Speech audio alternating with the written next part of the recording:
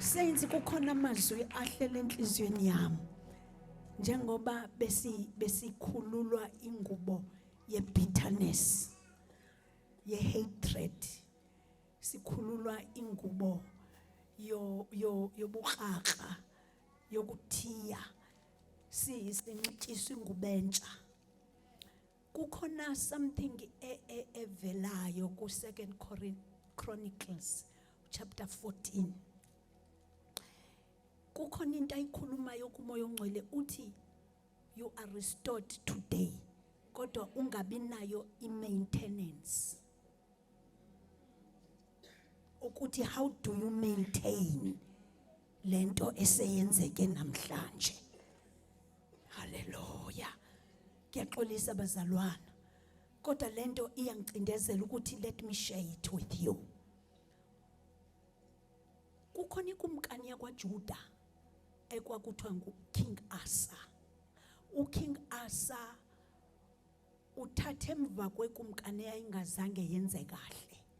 So the whole nation yakwaJuda kwakungahambi kahle. Now it means he had the assignment to restore a relationship yabantu bakwaJuda noNkulunkulu. Now uthi ke umoya ongcwele angijonga ukuthi uAsa, King Asa, how did he maintain lento yokuthi sebebuyiselwe ke endaweni yabo? Uyaziva ukuthi ukhululekile, kodwa note, glory to Jesus. Ngizushumayela bazalwana, kodwa maintenance. Glory to Jesus. 2 Chronicles chapter 14. Verse 3. Uthi wawasusa ama-altare abezizwe nezindawo eziphakamileyo, wazibhidliza insika, wabagawula o-Ashera. Ithi lento njengoba sowurestoriwe, yiba ngumuntu othi keep on uyihlambulula. Aniva lento engishoyo. Andijwayelanga ke lento yokuthi ngale minwe yami. Uyayibona ke seyiyandiphoxa iyajuthi. 2.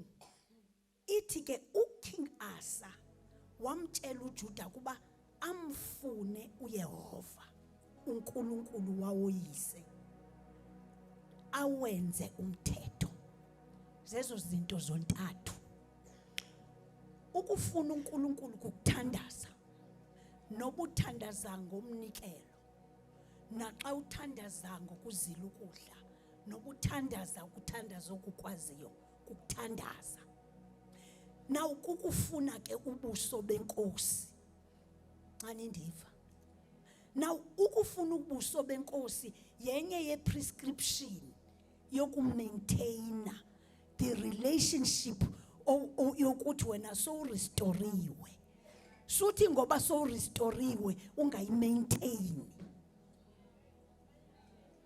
Uthi sendibuya la, sendi-right, kodwa nansi medication, maintain. Keep on uzihlambulula ususo Ashera. 2 zihlambulu, 2 thini funa ubuso. Uthi ndabatshela abantu bakwaYuda ukuthi mabafuna ubuso. Ayinkosi. Ukufuna ubuso buhamba hand in hand nokugcina imiyalo. Itsho lento.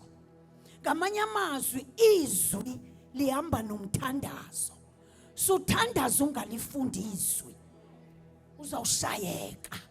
Glory to Jesus. So lonto uthi kumoya ongcwele, it will maintain your status. Esisokuba so restored, zifide ngezwi, ufuna ubuso benkosi ngokuthandaza. 2 bonke abanethembeli njalo bayazi hlambulula impela, bayalahla izono nemthwalo, nakho konke kubabambezela.